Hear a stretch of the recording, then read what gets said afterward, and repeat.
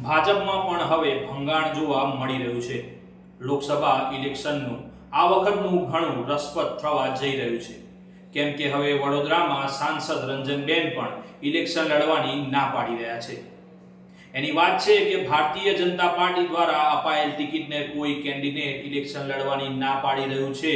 દેશની સૌથી મોટી પાર્ટીની ટિકિટને કોઈ નકારો કરી રહ્યું છે। આ પ્રથમ વખત જોવા મળી રહ્યું છે।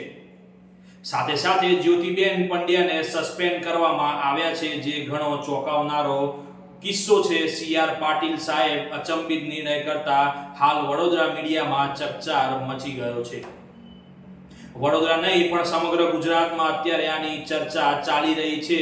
માનવામાં આવી રહ્યું છે રંજનબેન ત્રીજી વખત રિપીટ કરાતા જ્યોતિબેન નારાજ હોવાની ચર્ચાએ વેગ પકડ્યો છે। સ્વાભાવિક છે હવે ભાજપમાં પણ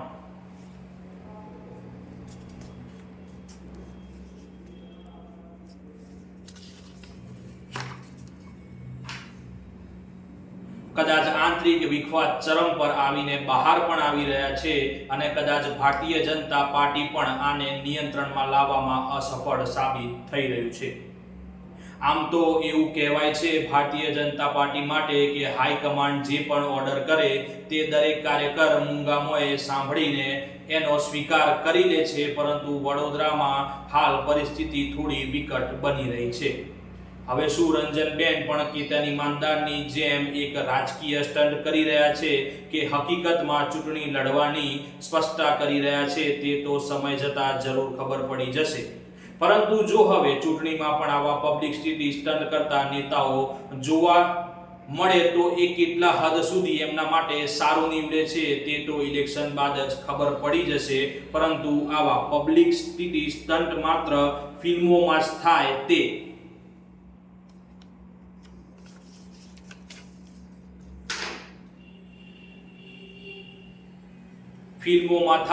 જ સારું છે, કેમ કે રાજકારણના નેતાઓ પણ જો આવા સ્ટન્ટ કરતા હોય તો પબ્લિક કેટલી હદ સુધી હવે નેતા તેમજ પાર્ટીઓ ઉપર વિશ્વાસ કરી શકે।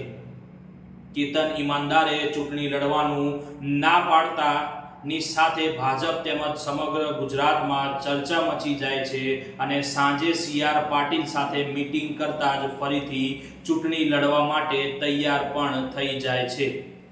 તો હવે રંજનબેન પણ ચૂંટણી લડવાનું ના પાડી રહ્યા છે। શું સીઆર પાટીલ સાહેબ હવે રંજનબેનના પણ કદાચ મનામણા કરી લેશે કે પછી કોઈ બીજા ઉમેદવારને ઉમેદવારી સોંપવામાં આવશે?